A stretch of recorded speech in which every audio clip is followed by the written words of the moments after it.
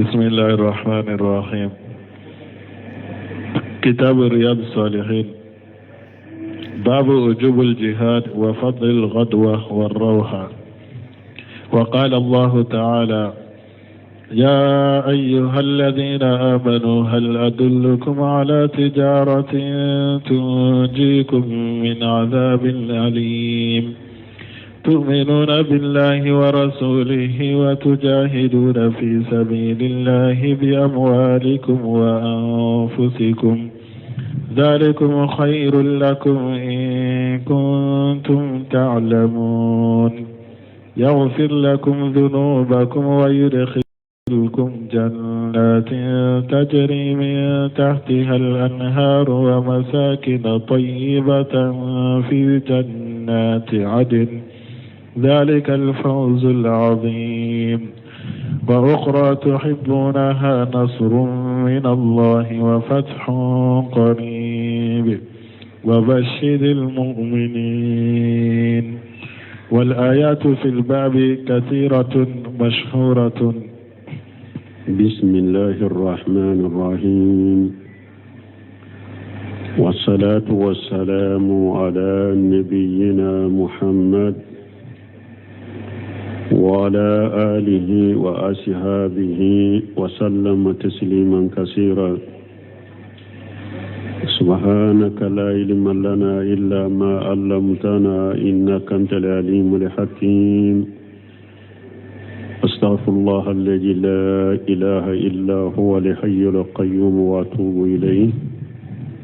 اللهم انفعنا بما علمتنا وعلمنا ما ينفعنا وزدنا علما.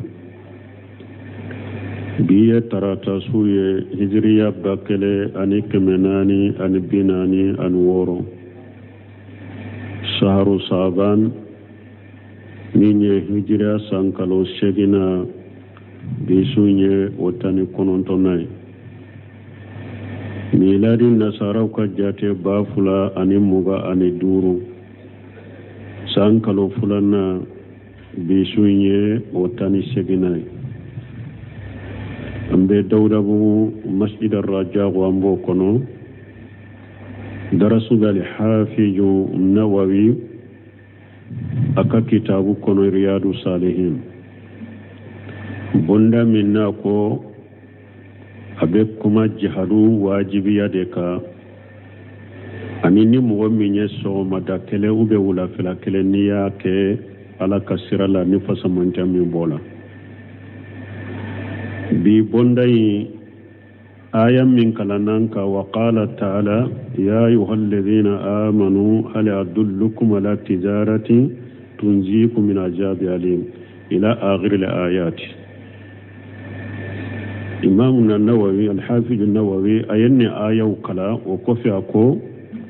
wal ayatu fil babi kashiratun masfuratun. Ko aya munun be fon nimbabu na nyogona la aya munun be na nimbabu la ko ukacha kosobe ku donendo fana asrahu nando na aya nunu nando nasrahu la qala Allah ta'ala ya ayyuhalladhina amanu hal adullukum ala tijarati tunjikum min azabi alim. Sadara Allah ta'ala hajil ayati بهذا النداء الشريف الموجه للمؤمنين. على مسمى كرو تالندو أيني آية ودامنا أيو دامنا نموني وللي مي ni وللي من كرو تالندو وللي نيسيرا جوما مؤمنون ala yenne ayat damina li woleli de ka woleli nyesi mu'minuma min ajali isarati himamihim wa tansitihim ala qabuli ma yasma'una min kalamillahi azza wa jalla. Munna alaye ayayi ndamina ni wolele ka mu'minu wole puru ka mu'minu ko uka hammin wuli anu ka mu'minu ko farifoni kata ala ka kuma lamelima ala bake ka kuma min fo pour mu'minu fari ka foni ka kuma ilame ودياتو آية دامناني يا أيها الذين آمنوا pour mu'minu ku kunu ani ku lasu ku farifoni uka alaka kuma uka labne tumama yu wala ka walali nyasi mu'minu mako hal adullukum ala tijarati tunzikum min azabi alim alqailu huwa rabbuna azza wa jalla min kuma fo bagay jonye antigi ala masamin kabba korota lendo wa haja al-istifhamu للتسويق يسوقنا جلا وعلا بهذه التجارات التي يدلنا عليها من ولل من فلان ولل فوبغا نكما فوبغا هل أدلكم هل من فلان فامونيني دو مي فامونيني سوق جماندو كلا كانوا أنت على باكي كلا كانوا كلا سو كلا كانوا كتنين جغوما jago minni ala yere bake ka jago nyiranna hal adullukum yalan kaw kandawa ala tijarati yalan kaw kanda kaw bila jago ka tunjiku min azabi alim jago min baw kisilla jaba man la jaba min diminendo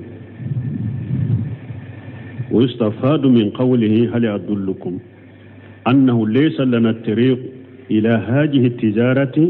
إلا الطريق الذي سراه الله عز وجل وهو الدل على ذلك نأكو هل أدلكم يالون كاو كندوا من بايرنا أنه ليس لنا الطريق إلى هذه التجارة كسر تنبلو كتنين جويما إلا الطريق الذي سراه الله عز وجل فسر مني على يرياك سرياي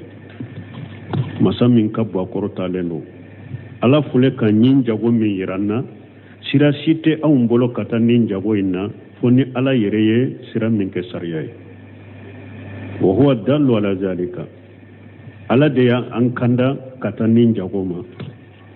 hal adullukum ala tijarati tunzikum min azabi alim wa hadhihi tijaratu laysat tijaratan dunya nin jago min fulani ne ala ko haraka na ko yalin ka jago do yirawulawa nin jago te jiyan ka jago yede yanna tijarata dunya qad tunji min al-azab al-alim wa qad takunu sababa li azab alim parce que jiyan ka jago fule jiyan ka jago be se ka ke sababu ka hada madin kisi la jaba dimne ma jiyan ka jago be se ka ke sababu fana ka hada madel la se la jaba diminema mais Allah bina jago min foto yede jiya ka jago fura be bala jiya ka jago besika ke sababu ki kisi la jaba diminema jiya ka jago besika ke sababu fana kan la jaba dimine la shima farajul alladhi indahu malu la yujakki yakunu maluhu ajaban alayhi wa li'ayju billah ni mogo mi eye jiya jago ke ube jiya nafulo be e bolo e kan nafulo sera jakama me ita jakabo ewa ikan nafulo be ke la jaba de nyala bi la jaba nay ninte jiya jago lawa ni eye nafulo soro ima jakabo yakunu maluhu ajaba alayhi wa liyaju billah ikan nafulo be ke kan la jaba de ala kan kisoma ودلائي جمعي والذين يكنجون الذهب والفضة ولا ينفقونها في سبيل الله فبشرهم بعذاب أليم alako qur'ana kono ako mogo munun be sanu mara nu be worije mara ashera jakama o kofe uma na fakata ala kasirala uma jakabo ala ko cide ma fabasirhum bi ajabi alim nunun kibariya kolla jababu nye min bulla dimi asagira kalla jaban choko fofana yawma yuhma alayha fi nari jahannama yawmal qiyamah dondero ni alabu kadna fulin kalaya jannaba tasuma kono fatakuwa biha jibahuhum wa junubuhum wa juhuruhum ubu kattun pasenu kanna foloye ku kero pasenaye ku ko pasenaye haja ma kana jutum li anfusikum fajuqu ma kuntum takinijun o ko fe malikauna fuye fana aw yereye na folo min mara aw yereye o de fulen ne nyede aw yere nafolo min mara jiya kono nama jakabo aya kala jaban nene nin fule jiya ka jago do fule nenye ikan nafolo yere de beke ikalla jaba fenya lagara ala be ikan nafolo ni ma jakabo ala ba ke jahannaba feri dende ka jahannaba tasuma kalayaka ki tem pasenaye ki kere pasenaye ki ko pasenaye malikaw na sage ka fuye kon ni ni kan nafolo de aw yere nafolo mimra aya kan nafolo mimra yere ka kala jaban nene ni aya be suratu tauba kunu aya wurena nalako wala yahsabanna alladhina yabqaluna bima ataahumullahu min fadlihi huwa khayran lahum bal huwa sharrun lahum ila akhir al-aya suratu ali imran kono alakum mugo kana jigide mugo munum be baghiluya ala ya ka fasamantan min duma nafulula nu be baghiluya uten nafulin jakabo ukana amiri huwa khayran lahum ko de uma herayede jakabo bali ikana amiri ko ka jakabo bali ya de ma herayede bal huwa sharrun lahum bal ka jakabo bali ya uma bonede jakabo bali kana jate mina ko ka jakabo bali ya ma herayede ika jakabo bali ya ma bonede sayutawaquna ma baqilu bihi yawm al-qiyamati yawm al-qiyamah don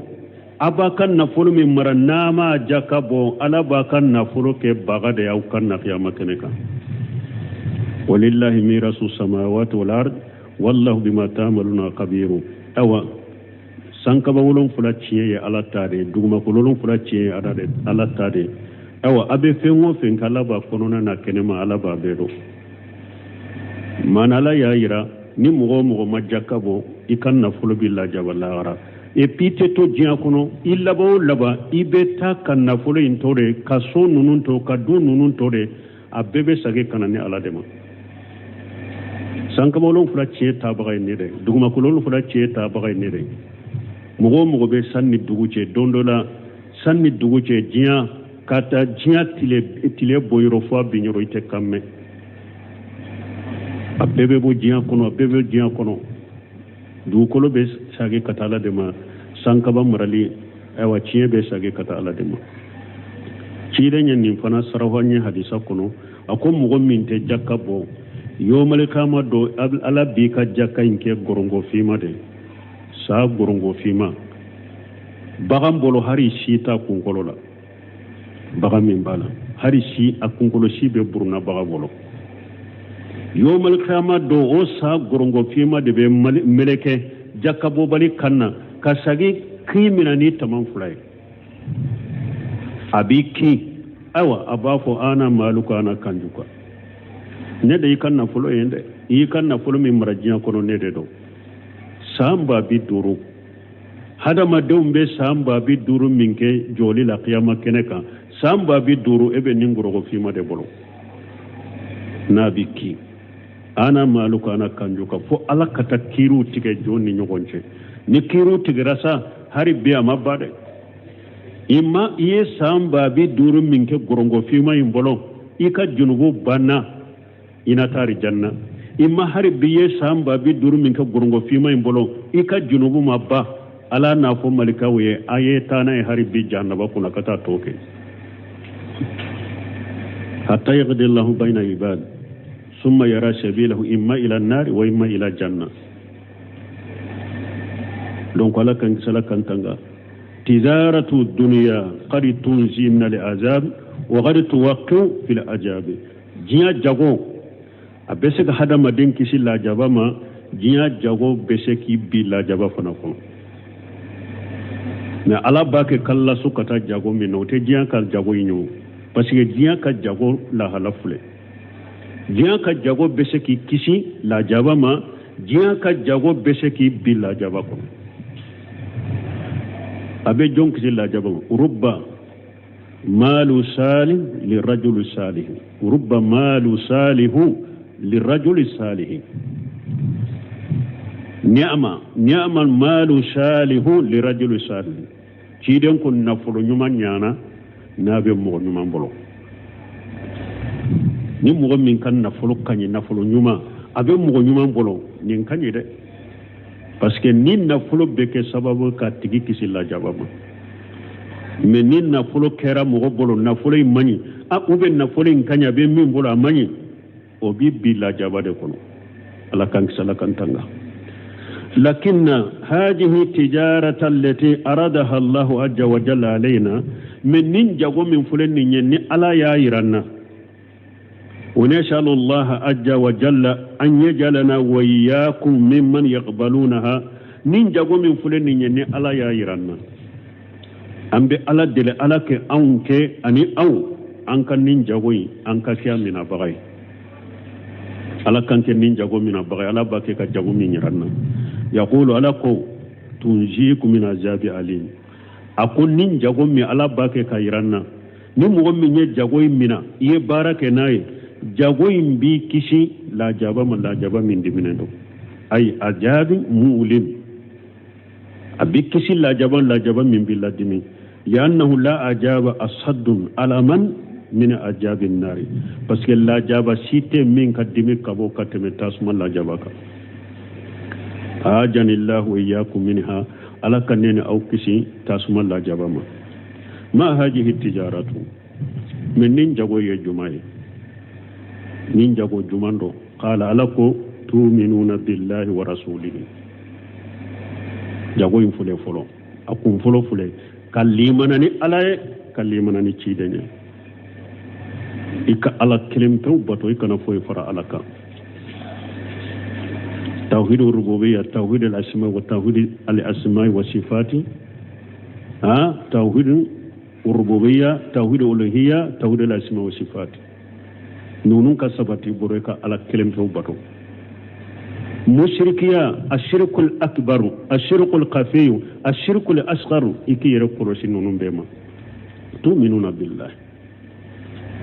أكد على كلمة الله ورسوله أكد تشيدنا تصديقه فيما أخبر وطاعته فيما أمر وتصديقه فيما أخبر واجتناب ما نهى عنه وزجر ولا يعبد الله إلا بما شرع ciden yi nyamira ni minye kake ika ciden cinya tigiya nu kun nin kun ya hadisa da sahara ciden da yafo da ala eka hakili ya oyewo eka hakili mo oyewo eka dala kun nu ko ciden da kote da ola ciden yi nyamira minye kake fula wasinabu mana ha an wajajara ciden yi kaba ibali fengo fena ki baga ka bola wotoy walla ñu badallah illa bima sarakana ala batuni sirasi ci dem min ke sariya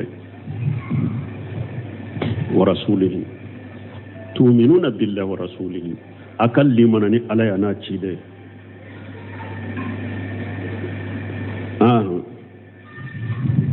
wa tujahiduna fi sabilillahi bi amwalikum wa anfusikum aw ana akad jahaduke ala kasirala na akan na folowye anaka yiraku ala bake ka jago min yiranna jago in fulede kadda alala kadda cidena ka jahaduke ala kasirala na kan na folowye ana wuyerku jalikum khairul lakum in kuntum ta'lamun ninda yauma hera yede ni dombaga yawuye ayen nindo ko ninda uma hera kan nindeke هذه التجارة من جاغو من فلنيني الإيمان بالله ورسوله كلمناني الله كلمناني تشيدني وهذا يتضمن جميع شرائع الإسلام كلها إسلامية سرية بدو نانينكونو ناكو كلمناني الله كلمناني تشيدني إسلامية سرية بدو نانينكونو والنص على الجهاد mais ala ye koloke jihadu kan munna lianna suratul jihad min awwaliha ila akhiriha kulluha jihadu munna ala ye jihadu fana damana kire kafo sunu ni ala ko akal limanani ala ani cide silamiya sarabe donno kono jihadu bo kono munna jihadu tara togoma kafo parce que ni aya fora sura min kono kata sora in folo fo allaba abe jihadu sora de sora in folo fo allaba abe jihadu inna Allah yuhibbu alladhina yuqatiluna fi sabilihi saffa. Sura indamina lakum ako alabe mugofe mugomunu nube keleke ala kasira la safan nube ke aranye ka safa ke ka keleke kannahu bunyanu marsus nube ke komi kogo komi ni atugulembe nyogona. Summa jakara ma yata'allaqu bi zalika tumami alay sura indamina ni ninye o kofe komunun dilole men nina ala yulu fo sura inkono wa huna yaqulu ni nyoro la alako wa tujahiduna fi sabilillahi bi amwalikum wa anfusikum akad jihaduka laka sirala na kan nafula na kayirukum ay tabjuluna juhudakum fi sabilillahi ayaka yire jijabbeke alaka sirala bi bajlil mali wa bajli nafsi min ka akan nafulu di anika kayirukum di zalikum khairul lakum wala tasil jalikum khairul lakum ninde awma heray wode awma heray wala tasil bunu semin koy kana utugu nyogona ay wala tasil kana tugulike nyogona la taqul kana fo jalikum khairul lakum in kuntum ta'lamun kana nunun tugu nyogona te li annaka law wasalita la afhamta manan batila fil aya parce que ni yutugu nyogona mana kiyalem be se ka famu aya inna walakin al mana ma kun mana yimunye jalikum khairul lakum wode yawma heray in kuntum ta'lamun ay in kuntum ta'lamun wa in kuntum la tar parce que ni yutugu nyogona jalikum khairul lakum in kuntum ta'lamun nimbena ni mana kiyalem walakin al mana zalikum khairul lakum in kuntum ta'lamun wa in kuntum la ta'lamun falaysa khayran lakum ni yutugu nyogona mana ciyale jumay ni eko jalikum khairul lakum in kuntum ta'lamuna men lanyini na yasro aben nindo ninda uma heray men naten nindo herate auma mana ciyanu ba macena wa haja laysa muradallahi ajja wa jalla ninte alaka muraduye alaka lanyini te ninye masamin ka bakuru talim bal innal ma'ana mana yemunye jalika khairul lakum ibe joya ninda uma heray summa qala ukufi alako in kuntum min jawili ilmi ni aw yedoni ke bagawiye na yedoni ke bagawiye koni ninda uma heray kannahu yaqulu bikum ala ya fode fa'alamu zalika in kuntum ahla lil ilmi ni doni ke bagaw yawye ayen nindo na ye doni dunkewye ayen nindo ninda uma heray men ni yutugu jalikum khairul lakum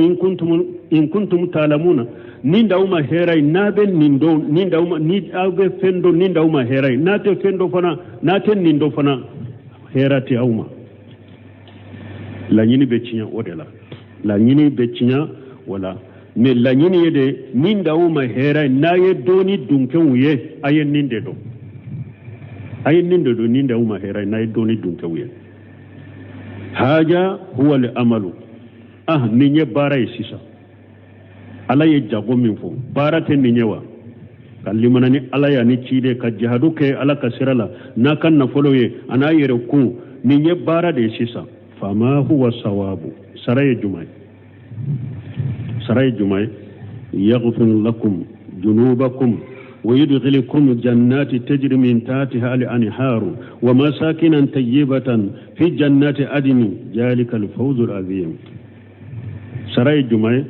على بو سطرابك جنوب يا فاوية أبودو أرجانا كنو أرجانا من نكرو ببولاكا سانكانشون أنا كايرو كرو أني سيجي يرو نيمو أني أجاوا سيجي أرجانا سو نيندي سراي سرا من كبوكو سوبي قوله جنات هي ما أعده الله عز وجل لعباده الصالحين ناكو جنات على مسمى كبا كورتالو أيب أرجنا من برا أكجو نمونيه وبالأقص المجاهدون في سبيل الله كركريا بولوكا ala ye arjanna so min bila aka jahadu kelaw ɲe minnu ye jahadu kala kasira la inna fil jannatin mi'ata darajatin a'addaha Allahu azza wa jalla lil mujahidin fi sabilillah ciden kari sadu nana Bukhari kono ciden ko ako etasi keme be arjanna kono etasi keme o be arjanna kono ala yu ulu bila jahadu kelaw de ɲe minnu ye jahadu kala kasira la ala ye ulu labbe ko bila ulu de ɲe wali haja jama jannati min de koson arjanna sonnuna yu ke jamu ye ama fo jannati ako jannati parce que jahadu kala etasi keme de ba ya arjanna kono cide ñoo fo hadisa ina ko etasi kelen kelen min be doy ni don ni ñogon ca be ko min be sanni duguce ko etasi keme de be arja e wa jahadu kala munu ye jahadu kala kasirala arjanna kono o de ato ala ya ke jamu ya ko jannati تجري من تحتها الأنهار أي من تحت قصورها وسجارها نابي بولي أرجانا يتاسو كونو سانكانشو كورو أنا كايرو كورو نكو منو بولي كو بولي أرجانا مي نكو بولي أكا سانكانشو كورانا كايرو وهي أنهار ليست كأنهار الدنيا وهي أربات أنهار arjanna ka ko munu fule ni nunu nye ko ye nunu de ko me jian ka ko de ko nani de do arjanna ani haru mimma khairi ashri ko do be arjanna kono o ye jide jimi ale kulurute yele ma nyate yele ma damute yele ma ani haru mimma khairi ashri يعني لا يمكن أن يتخير بخلاف ماء الدنيا arjanna ka ko min fulani nye ji min do ale te yelema ate yelema komi ewa jinya ka ko be chokomi ale ni jinya ka ko te kelenya de fa innahu ja baqiya yatakhayyaru ni jinya ka ko tora abake ka bolya atora asigilembe yoro kele anyebe yelema uba kasabe yelema uba damu be yelema ونهار من لبن لم يتغير طعامه أو أرجانا كوفلنا كودو بي أرجانا كونو وين نونو بي نونو مي نادا موتا يلما اجيان كا نونو فلي نيا سيغي دوني درو أبي كومو وبي دامو بي يلما حرنا ما كومو نيا أرجانا كوفلنا نونو كودي بي أدامو يلما ونهار من خمر اللجة للشاربين ko sabana arjanna ko be arjanna kono ulu ye dolo ko de ale ni jiya ka dolo inte kelenya de ni adamu lente ni arjanna ka ko lajjati lisaribina adamu lendo mi bagay arjanna ka dolo lajjati lisaribin ale damu lendo mi bagay wa niharu min asal musaffa arjanna ko nanina ko be boli arjanna kono ulu ye ewa dide di mi seneyalendo nogo tala musaffa walimau anharu tajri anharu al-asali fiha lam yakhruj min nahli anharu tajri awa nun ko munun fule ka fo ko nani ko de do ube boli de ko de do be boli anharul asali min minye di ko nye anharul asali fiha di ko min be arjanna kono lam yukhrij min an-nahli arjanna kadima bodi de nade arjanna kadiye ala yire kadi dilalen do de o ma bodi de nade wallabanu lam yakhruj min dar'i bahimati arjanna ko e wannono ko min be o ma bo baganka ewa sin kono de o ma bo bagan sin kono de wal ma lam yakhruj min nabayl ardi ji fana ko munum be arjanna kono uluma poyi ka bodu ko koro koy wa kadhalika al qamru dolen fana bo chogode la lam yakhruj min jabibi aw tamr aw shayr aw khayr zalika arjanna ka dolo ale ma bo jabiba la de ama bo tamaro la ama bo shayre la ama bo nonun tanala diɲɛ ka dolo bɛ bɔ fɛn dɔ de la u bɛ fɛn dɔ de kɛ diɲɛ ka dolo ye fɛn minnu bɛ dilan ka kɛ diɲɛ ka dolo ye arijanna ka dolo ma bɔ olu la dɛ anharu khalaqaha Allahu azza wa jalla fil jannati nunu ye kow de ala de y'u da arijanna kɔnɔ masa min ka ba kɔrɔ talen no tajri kama yajri naharu awa u bɛ boli de fana komi awa ko bɛ boli diɲɛ ko bɛ boli cogo min wa hadhihi anharu warada fil hadisi annaha anharu la tahtaju ila siq anana hadisa kono ko nunu ye ko de wote hatagu ka ke dinga kono komi diɲɛ ka ko bɛ boli dinga kono cogo min nunu ma hatagiya ola wala ila saddi arjanna ka ko ma hatagi barasi ka kula komi diɲɛ ka ko ni ta ka tɛmɛ ka taa yɔrɔ la n'a bɛ barasi da ɲɛ cogo min nunu ma hatagiya ola parce que diɲɛ ka ko fɔ a ka boli dinga de kɔnɔ n'a cayara kojugu fana n'a t'a fɛ ka tiɲɛli kɛ a bɛ barasi de don a kɔnɔ ka kale da ɲɛ o tɛ ninnu ɲɛ u tɛ ɛwa dinga kɔnɔ u ma hatagi fana barasi ka don u ɲɛ wala yuhtaju an yuhfara laha hatta tajriya ɛwa u ma hatagi fana ko mɔgɔ ka dinga dɔ sɛ pour a na se ka boli ka taa maana e mako bɛ nin ko ka ji la a t'a kɛ ka se e ma i na dinga dɔ sɛ a ɲɛ pour a ka taa a ka se ma ninnu ma hatagi o ma ama hataga ka dinga se pour a ka boli a kɔnɔ ka se e ma ayi wala an yuda laha ughdudun yamnawha min tasarrubi yamina wa shimala ewa ama hataga fana dinga do ka se pour a ka kɛ o dinga in kɔnɔ pour a kana ta kini a kana ta numa ayi ama hataga o fana ma qala ibn qayyim fi nuniyati ibn qayyim ko aka nuniya kono nuniya in kore munye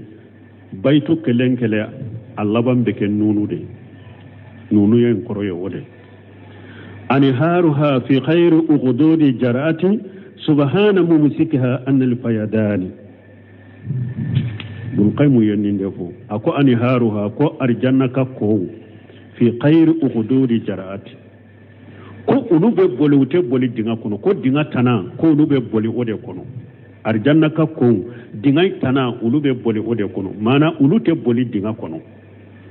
subhana mumsika anil fayadani ako senya be masammi nyamina fana te cari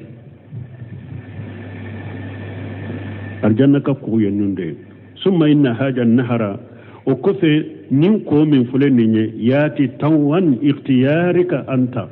ko yimbe boli ni e ko tigi ka sagode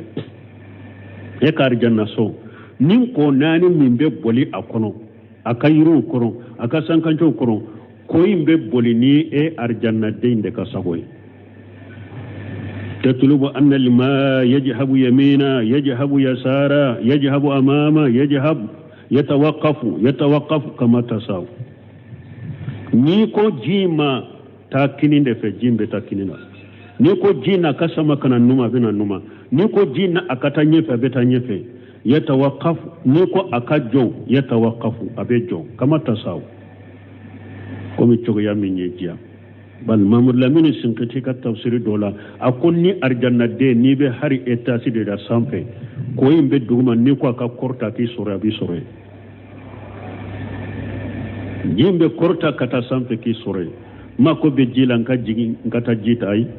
ibe yoro me drobe korta bi sura a uyo fana della ke munye yufajjirunaha tafjira arjanna dombe arjanna ka ko boli de boli cogo mi nyuja ni ko ka ko in kata yoro mi drobe to yoro de la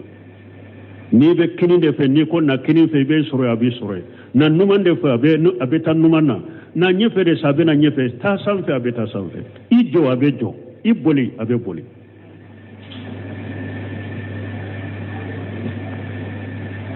wa qawluhu ta'ala ni alakum masamin korotalenu o masakinan tayyibata ani shigi yoro nyumo fi jannati adn shigi arjanna sokono jalikal fawzul azim wa masakinan tayyibata fi binaiha tayyibata fi qurafiha tayyibatan fi manajiriha tayyibata fi maskaniha tayyibata min kulli nahiyati na ko masakinan tayyiba so munun kanyi tayyibata fi binaiha arjanna so in kanyi aka do chogola tayyibata fi ghurafiha arjanna so kanyi aka so dawun dilan chogola tayyibata fi manjiraha arjanna ka so kanyi allaje chogola tayyibata fi maskaniha arjanna ka so kanyi ashigi chogola tayyibata min kulli nahiya arjanna ka so koni kanyi de fambe la chogoya bela ukanyi wasakinu fiha awa munum be shigini arjanna so fana kono huru maqsuratu fil qiyam arjanna kam muso munun nyew jelendo huru koroyen nunye muso munun kan nyew kanyi nyew jelendo maqsuratu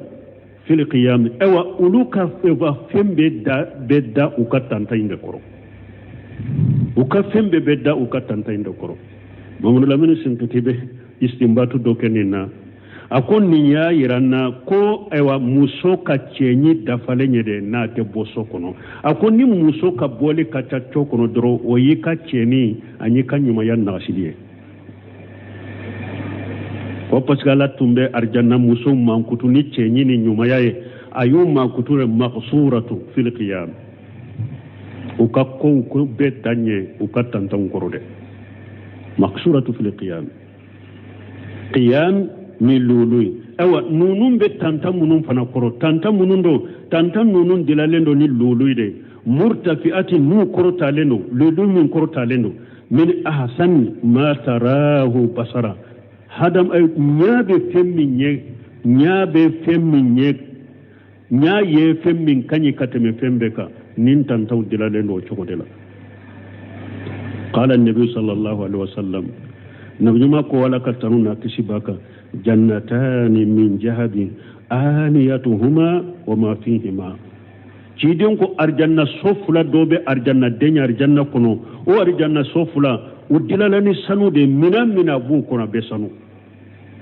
wa jannatani min fiddati aniyatuhuma wama fihima arjanna sofula do fana be uludilaleno ni worije de ani fembu kono mina bu kono be worije arjanna so yoninde labinu albinai laysa min tubi labinatu arjannaka ewa biriku labinu albinai laysa min tubi wa turabi arjannaka so dilala ni ewa biriki mununye biriki inte min tubi ye munye bogo janinen biriki lama arjanna madilano biriku yede wa turabi birikin min dilala kabo bogola arjanna ka biriki to yede bal huwa mina jahabin wa mina fiddati arjanna ka biriku ye sanu biriki lama warje biriki lama arjanna so jorani ode bogo janinen biriki ay bogo ke biriki ay shima ke biriki ay arijanna so dilalan minye sanu biriki warje biriki ولهذا وصفها الله بالطيب نند كوسو على ارجننا مانكوتو من يماي بالطيب ثم ان من طيبها ان ساكنها لا يبقي عنها هولا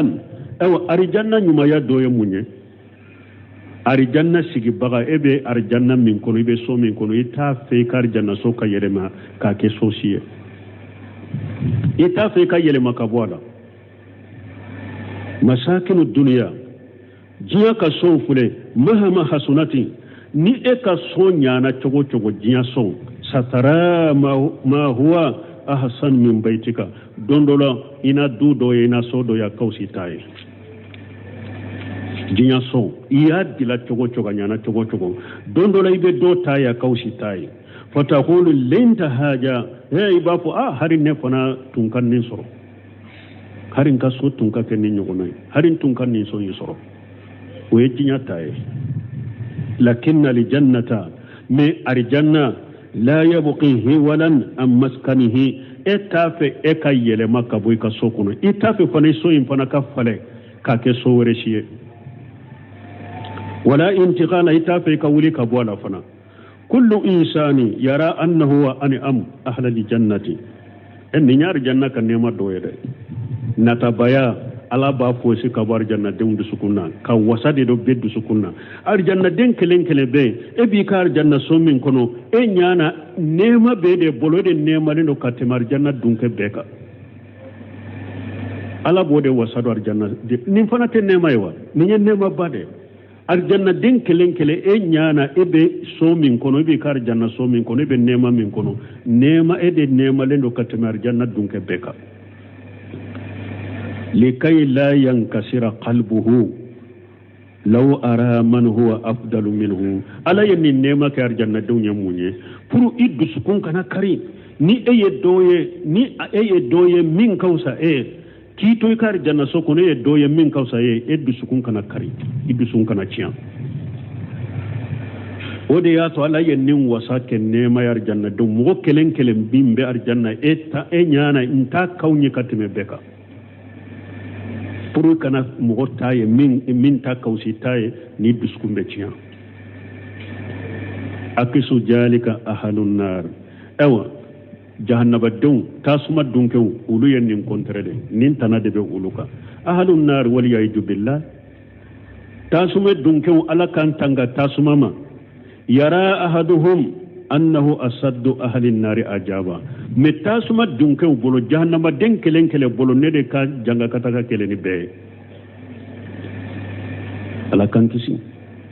jahannaba dew bolo a kelen bolo nede kala jabaka geleni be wa in kana huwa ahwanuhum har na yasoro ede ka janga kataka fige katema bekade me bolo itaka geleni be nim fanata damana la jabay ala kan kisi fa hadhihi al masakin tayyibatu fi jannati adni awa ni sonyu maw nunumbe arjanna kono shige arjanna so qala al ulama doni ke bagaw ko al adnu bi mana al iqamati shigi adnu kore munye bi mana al iqamati shigi arjanna so wa minhu al ma'adin fi al ard li tul iqamati wa makanatihi wadiyato bafu sanu dingama ma'adinu mana asigili janyali koso o yoroyina ay fi jannati iqamati la nyini ube sigi arjanna sokono la yumkinu an tajula abadan al abadina atisika ni arjanna sotti sika wuli barabara usigilende ba kono tisika wuli ka bola barabara arjanna te boye abede nishalullah an yajalani wa iyyakum min ahliha be Allah dele ala kanene aw kar jannat dun kawye zalika al-fawz al-azim al-fawz an yanala al-insanu ma yuridu wa yanzu mimma yaqaf na ko zalika al-fawz al-azim fawzu nyere munye ha harama dembe min nyini ko soro ibe sira minye ka kisama fawju yo ote ibe min nyini ko soro ka kisi ikasira fenya fawju yeninde ali azim min kabbo kosobe alladhi la jama minhu ni yoromi ganyami ni yoromi ni yoro mambonai rebuhum laysa fawqahu rebuhum ni nyettono yesa tono min ni tono taka I wadu laysa fawqahu I wadu ni nyesaray ewa falen femmi ni falen fenta kofe لهؤلاء الذين آمنوا بالله ورسوله وجاهدوا في سبيل الله نني مغوية مغمن لمن علي أنا تيدي أنا نوجهدك على كسر الله نونو يتنمي سورة تاكا نونو يفعلن فمي سورة الله يكاكو فلكا كوما مني فلن فنتاكا أسأل الله سبحانه وتعالى أن يجعل وإياكم منهم أم بالله دل مسمى سنانا كروتا لنو أكنني أو كن ننجم كلو نونونا نمغنوننا ولا يحرمنا هذا الفضل بسوء آمالنا أم بالله دلالة كنانكم أنتيا ننفسمنت بين ننكبار جهوية وأن يؤمرنا بأفوه إنه على كل شيء قدير أم بالله دلالة أكمبار نغنيا نا أكايا فاي ألا بسفين بلا قال الله تعالى ألكم مسمين كرتال وأخرى تحبونها نصر من الله وفتح قريب وبصر المؤمنين وأخرى تحبونها يعني ولكم أخرى تحبونها أيوة ألاكو فين ربي أبي مين في فين ربي من كداوية أبو في ويجمع ثم بيانها بقوله وكفى لا يبانغنا ككماي نصر من الله وفتح قريب دمي من بيبو على في كنا أوما أني فوني من كسراولا وبصر المؤمنين نسونجا نصر من الله ينصركم الله به على أعدائكم على باو دمي أكجوكا يا لا هذا مدين نيلي منني على أن تشيد يجهدوك على أرجعنا سرام من فوته أكدوبا مندي مفهوم ربي وكدي مؤمني كلا يجهدو كلا ويجمع يكدم يجوكا أني كفوني سرو على كوفنا باو يده ينصركم الله به على أعدائكم أو على أو دمي أنا بدمين كني أو جوكا ولا شك أن الإنسان شكتا لهذا مدين إذا انتصر على عدوه فإن ذلك له محبة عجيمة شكتا لا نهذا مدين دمنا أجوكا وكذا هذا مدين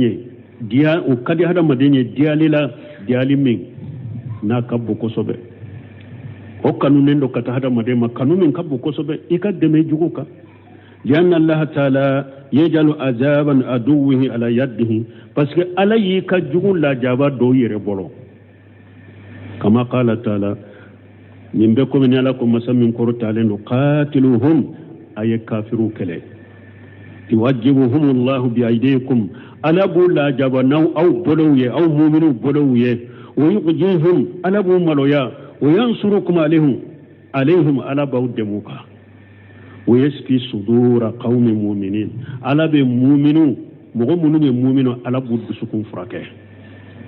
ni yere ala yi ewa shekiye i yere ka jugu ala ka shekiye e yere ka bolo iki mone boy jugula ni bolo ye o biddu sukun furake de wajihim qayda qulubihim o be ke sabo ka muminu ka ewa dimi min buddu sukun kono katanaye ويتوب الله على من يشاء ايوا جوغو فنا لا لا بتوبو كمغي مغمن على جيا والله عليم حكيم على يدون مساي على كودم مسالي فوائد عجيبه فايدبو اذا اجب الله تعالى ادوك لا يديك ني عليك جوغو لا جبالي دو اك بولو فلالا فايدبا ولهذا قال تعالى من دكو سلاكم مسمين كروتالو نصر من الله وفتح قريب دمي من بوب على في كناوما أن فني من كسر أولا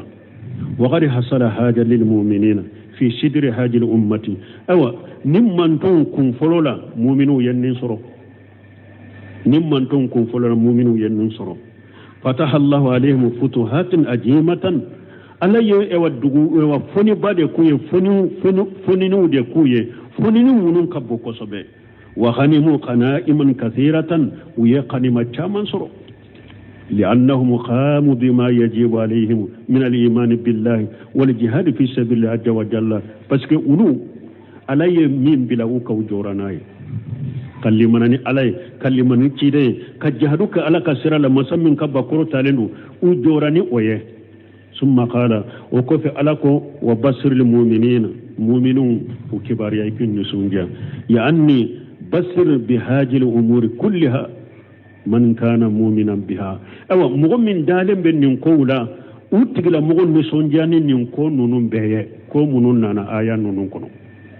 مؤمن منون دالم بن قولا ونسونجا ننكو يه قائما بما يجب عليه من الإيمان بالله ورسوله والجهاد في سبيله أن المؤمن منون جورا على واجب من بلوك كلمنني علي كلمنني تشيدني كجهادك على كسرلا مؤمن منون دارا نونو دا كجونو يه ونسون جاني ننكو نونو يه ننكو منون بني آية وكونو إكبراني وكون نسون جاناي إن شاء الله نيوغتي سيلني أمبيدر سجويا سبحانك اللهم ربنا بحمدك أشهد أن لا إله إلا أنت أستغفرك وأتوب إليك. بسم الله الرحمن الرحيم. كتاب رياض الصالحين. باب وجوب الجهاد وفضل الغدوة والروحة.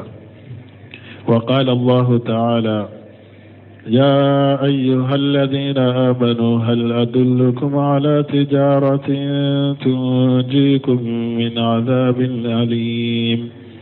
تؤمنون بالله ورسوله وتجاهدون في سبيل الله بأموالكم وأنفسكم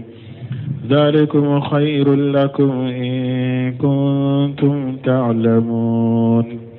يغفر لكم ذنوبكم ويدخلكم جنات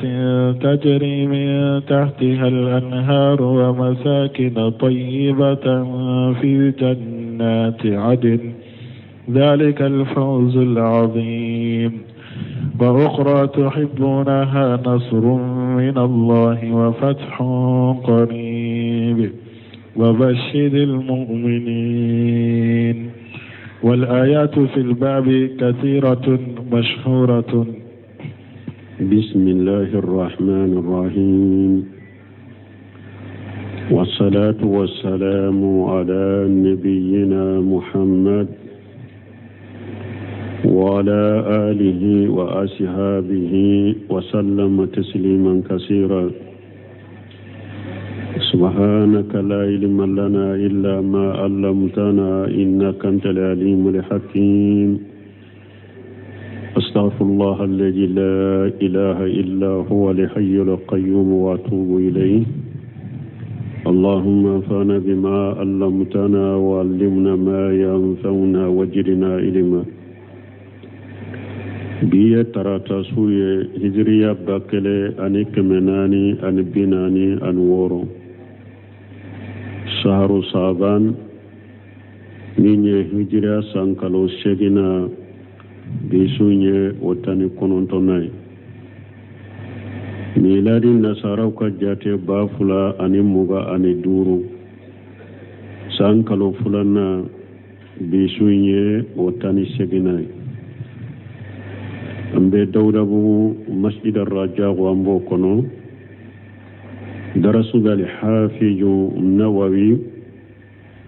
aka kitabu kono riyadu salihin bonda minna ko abe kuma jihadu wajibiya de ka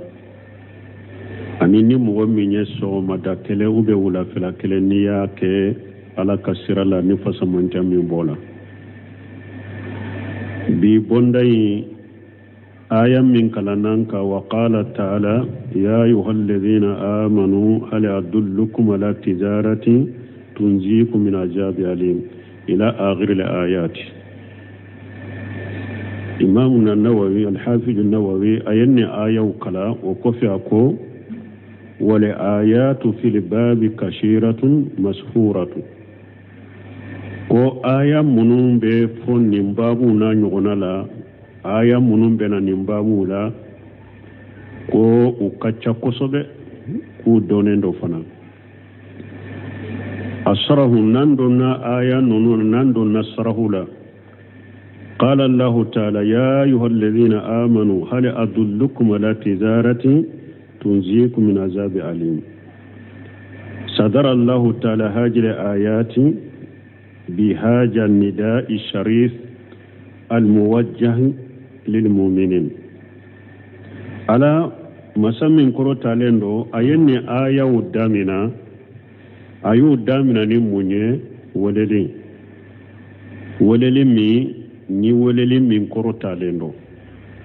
weleli nyesira joma mu'minu ala yeni ayat damina di weleli de ka weleli nyesi mu'minu ma min ajali isarati himamihim wa tansitihim ala qabuli ma yasmauna min kalamillahi azza wa jalla mun ala ayayi ndamina ni welele ka mu'minu wele puru ka mu'minu ko uka hammin wuli anuka mu'minu ko farifoni kata alaka kuma lamelima ala bake ka kuma min fo pour mu'minu farika foni ka kuma illame odi ato ayayi ndaminani ya ayyuhallazina amanu pour mu'minu ku kunu ani kullasu ku farifoni uka alaka kuma uka lamme tumama yu wale ka walele nyasi mu'minu ma ko hal adullukum ala tijarati tunzikum min azabi alim alqailu huwa rabbuna azza wa jalla min kuma fo bagay jonye antigi ala masamin kabba qurta lendo wa haja al-istifhamu للتسويق يسوقنا جلا وعلا بهذه التجارات التي يدلنا عليها من ولل من فلانية ولل فوبغا نكما فوبغا هل أدلكم هل من فلانية فامونيني دو مي فامونيني سوق جماندو كلا كانوا أنت على باكي كلا كانوا كلا سو كلا كانوا كتنين جغوما jago minni ala yere bake ka jago nyiranna hali adullukum yalan kaw kandawa ala tijarati yalan kaw kanda kaw bila jago ka tunjiku min azabi alim jago min baw kisilla jaba la jaba min diminendo